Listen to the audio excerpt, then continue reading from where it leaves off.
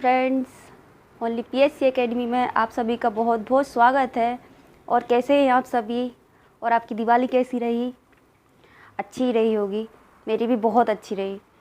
आपने तो खूब मिठाई भी खाई होगी, पटाखे भी फोड़े होंगे। खैर मुझे तो पटाखे से बहुत डर लगता है, मैं पटाखे नहीं फोड़ती हूँ और डर भी लगता है। लेकिन ख़ास बात ये भी है कि पॉल्यूशन ज़्यादा फैलता है, इसलिए हम लोगों को कम ही पटाखे फोड़ना चाहिए। और लेकिन अपनी अपनी चॉइस है, खूब पटाखे फोड़ो, कोई बात नहीं, पॉल्यूशन तो होता रहेगा कंट्रोल। खैर ऐसा मुझे बोलना नहीं चाहिए, लेकिन यह त्यौहार है, एक साल में एक ही बार आता है और कितना कौन पटाखा फोड़ता है। लेकिन मुझे तो खैर डर लगता है, इसलिए मैं नहीं फोड़ती हूँ। और खूब तो मिठाई भी खाई होगी आपने, वो तो मैंने भी खाई है। आप कहेंगे कि ऐसा बोल रही जैसे खुद ने तो कुछ भी नहीं खाया हो। मैंने भी खाई है। तो फिर हम आज से अपनी पढ़ाई स्टार्ट कर दें?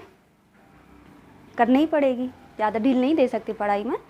और क्रैश कोर्स को भी जल्दी से जल्दी ख़त्म करवाना है। तो आज से फिर हम अपनी पढ़ाई स्टार्ट कर देते हैं। बहुत मस्ती भी कर ली है, खूब मज़े भी मारे हैं। अब वापस से अपनी पढ़ाई पर आ जाते हैं, ठीक है।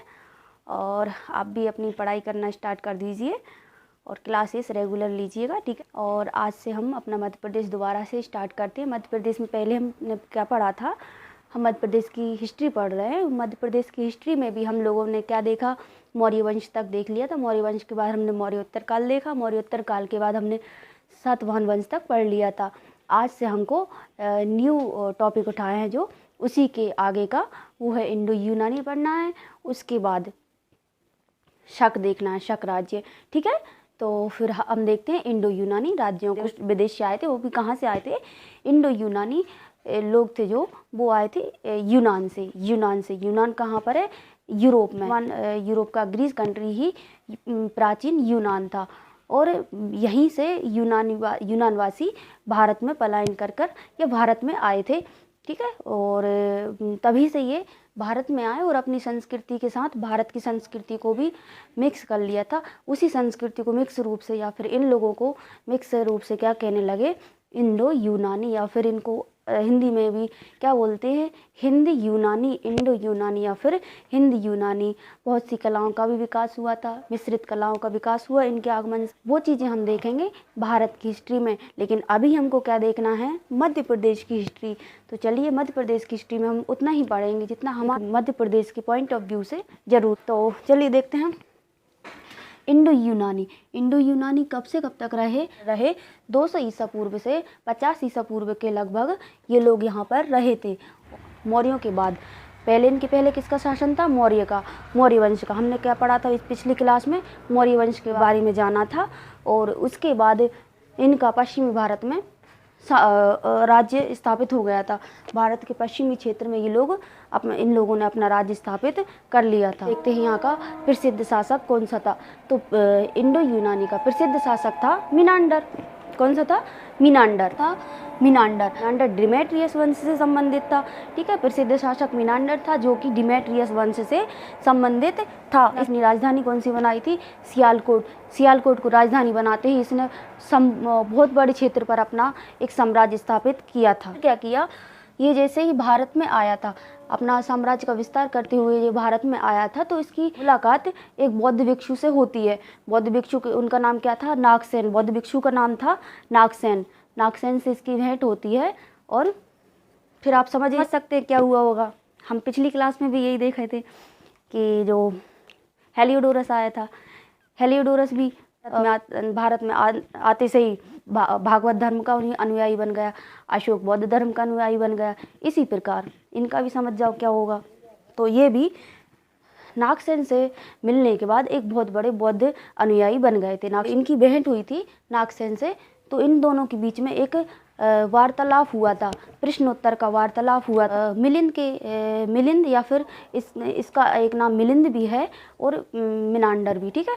तो मिनांडर के बहुत सारे क्वेश्चन थे जो कि इसने नागसेन से किए थे। उन क्वेश्चनों और प्रश्नोत्तरों का सार एक ग्रंथ में लिखा गया है। उस ग्रंथ का नाम क्या दिया गया? मिलिंद पन्हु। क्या नाम था? मिलिंद पन्हु। ये किसका ग्रंथ था? ये नागसेन का ग्रंथ था। इसमें नागसेन और मिनांडर के प्रश्नोत्तरों का सार है, ठीक। तो ये ग्रंथ है नागसेन का। मिनांडर के सिक्के बालाघाट से प्राप्त हुए। बालाघाट यहाँ पर पड़ता है, ये है, ठीक है, दक्षिणी मध्य प्रदेश में बालाघाट पड़ता है। तो ये था हिंद यूनानी या फिर इंडो यूनानी एक राज्य था जिसका भारत में शासन रहा। फिर इसके बाद आता है शक राज्य। शक राज्य के बारे में हम पढ़ते हैं। शकों को हमने पिछली क्लास में भी शक के बारे में थोड़ा सा पढ़ा था। शक राज्य के बारे में पिछली क्लास में भी हमने देखा था, जब हम सातवाहन वंश देख रहे थे उस टाइम पर हमने शक राज्य के बारे में देखा था। तो अभी भी देखते हैं। 50 ईसा पूर्व से 300 ईस्वी के आसपास शक वंश का एक पूरा कालक्रम था। शक वंश के लोग थे या शक वंशी थे, यह चीन के पश्चिम से आए हुए थे। ये क्या है? चीन है। और यहाँ के पश्चिम से, यहाँ से इस साइड से ये लोग भारत में एंटर हुए थे। तो ये चीन के पश्चिम से आए हुए थे और इन्होंने क्या किया, नासिक, उज्जैन, मथुरा, पंजाब आदि में क्षत्रप राज्य स्थापित कर लिए थे। अब आप सोच रहे होंगे क्षत्रप होता क्या है? पिछली क्लास में भी मैंने बता दिया था, लेकिन अभी और बता देती हूँ। जो शक वंश था, ये यहाँ के जो बड़े राजा होते थे उनको बोलते थे महाक्षत्रप। बड़े राजा या फिर जिनका साम्राज्य ज़्यादा बड़ा होता था, साम्राज्य विस्तार ज़्यादा बड़ा होता था, वो कहलाते थे महाक्षत्रप। और जो छोटे छोटे राज्य होते थे वह कहलाते थे क्षत्रप। तो ये अपनी एक प्रकार से उपाधि बोल सकते हैं, उपाधि धारण करते थे, क्षत्रप, महाक्षत्रप। तो उसी प्रकार से इन्होंने कहाँ कहाँ क्षत्रप स्थापित किए थे वो हम देखते हैं। कहाँ कहाँ किए थे? नासिक, उज्जैन, मथुरा, पंजाब, इन क्षेत्रों में, ठीक है। नासिक, उज्जैन, मथुरा, पंजाब, इन क्षेत्रों में इन्होंने अपने क्षत्रप राज्य स्थापित किए थे। फिर देखते हैं, जो शक राज्य 2 वंशों में डिवाइड था, क्षयरात और कार्दमक वंश में, ठीक है। तो हम देखते हैं पहले क्षयरात वंश के बारे में। पहले पढ़ते हैं हम लोग क्षयरात या फिर क्षयरात वंश।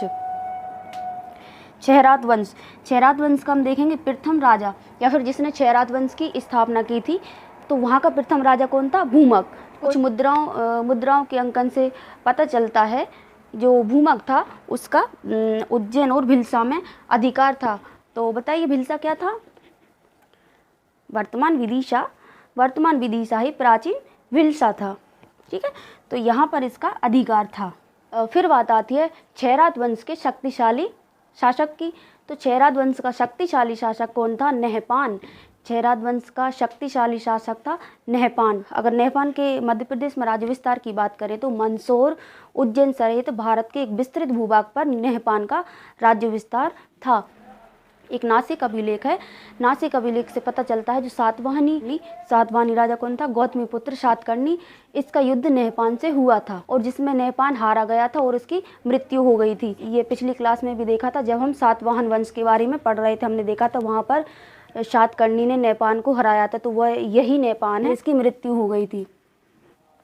अब नहपान के सिक्के हमको शिवपुरी आदि से प्राप्त हुए हैं और हमने पिछली क्लास में क्या देखा था? नहपान को हराया था और उसके सिक्कों पर अपना नाम खुदवा लिया था। तो ऐसे ही सिक्के हमको प्राप्त हुए हैं शिवपुरी से। फिर दूसरा वंश था कार्दमक वंश। दूसरा वंश कौन सा था? कार्दमक वंश। तो कार्दमक वंश का एक राजा था चष्टन ने क्या किया था? नहपान द्वारा खोए हुए क्षेत्रों को वापस जीत लिया था। किससे जीत लिया था? सातवाहनों से। और क्या क्या लिया था? उज्जैन को अपनी राजधानी बना लिया था। क्षेत्रों को वापस जीतकर उज्जैन को अपनी राजधानी बना लिया था, ठीक है। फिर क्या हुआ? अगला शासक हुआ रुद्रदामन प्रथम। इसका एक जूनागढ़ अभिलेख है। जूनागढ़ अभिलेख से क्या पता चलता है? पश्चिम मालवा और महिष्मती पर रुद्रदामन प्रथम का ही आधिपत्य था और इसने क्या किया था? सौराष्ट्र में सुदर्शन झील का पुनर्निर्माण कराया था। सौराष्ट्र में सुदर्शन झील है, उसका पुनर्निर्माण भी रुद्रदामन प्रथम ने ही कराया था, ठीक है। आप याद करते जाइएगा मेरे साथ ही। फिर एक काम और इसने क्या किया?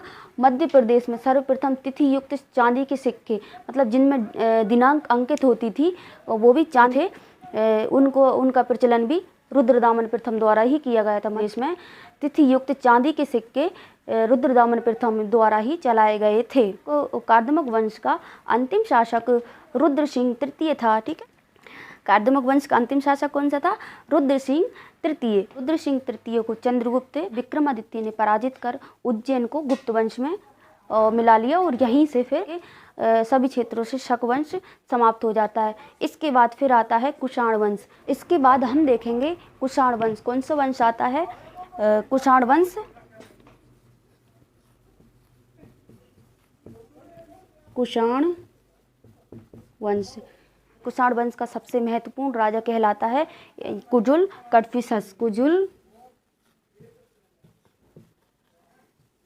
कुजुल कडफिसस।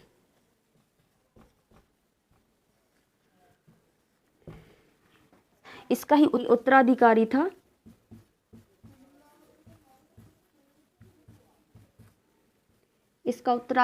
था विम कडफिसस की। तो फिर बात आती है सबसे प्रतापी या फिर शक्तिशाली राजा कौन सा था, तो वह था कनिष्क, जिसके सिक्के हमको शहडोल और हरदा से प्राप्त होते हैं। शहडोल और हरदा मध्य प्रदेश में ही स्थित हैं, तो जिसके सिक्के हमको मध्य प्रदेश के शहडोल और हरदा से प्राप्त होते हैं। सबसे प्रतापी राजा, प्रतापी शासक, सबसे प्रतापी शासक कौन है? कनिष्क। आप याद रखिएगा, कनिष्क। सबसे प्रतापी शासक कौन सा है? कनिष्क है, जिसके सिक्के हमको कहाँ से प्राप्त हुए हैं? हरदा एंड शहडोल।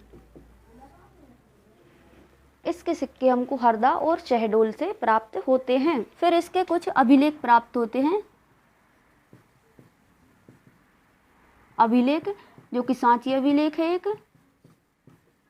सांची अभिलेख, एक मिला है इसी का सांची अभिलेख। सांची तो आप समझ ही गए होंगे कहाँ पर है, रायसेन जिले में सांची है, जिसके बारे में हम पिछली क्लास में पढ़ चुके हैं। तो सांची अभिलेख, और एक मिला है मूर्तिलेख।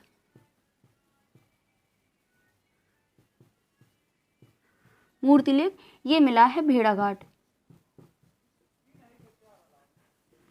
जबलपुर में पड़ता है भेड़ाघाट। तो मूर्तिलेख हमको भेड़ाघाट से प्राप्त हुआ है। कनिष्क के अभिलेख कहाँ से प्राप्त हुआ है? सांची अभिलेख प्राप्त हुआ, और एक मूर्तिलेख प्राप्त हुआ है जो कि हमको भेड़ाघाट से प्राप्त हुआ है। भेड़ाघाट कहाँ पड़ता है? जबलपुर में। फिर वासुदेव प्रथम एक अन्य राजा हुआ, वासुदेव प्रथम। कौन सा राजा हुआ? वासुदेव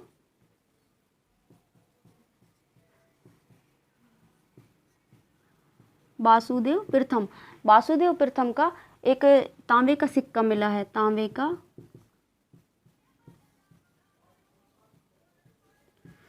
का सिक्का हमको मिला है जबलपुर से, जो कि एक जगह है तेवर, कहाँ पड़ता है? जबलपुर। तो तेवर से मिला है हमको वासुदेव प्रथम का तांबे का सिक्का।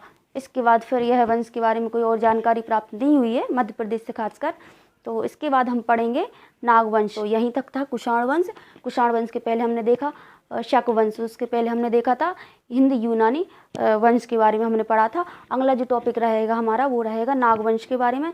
तब तक आप रिवीजन करिएगा, और अगर स्क्रीनशॉट लेना चाहें तो प्लीज़ ले लीजिएगा।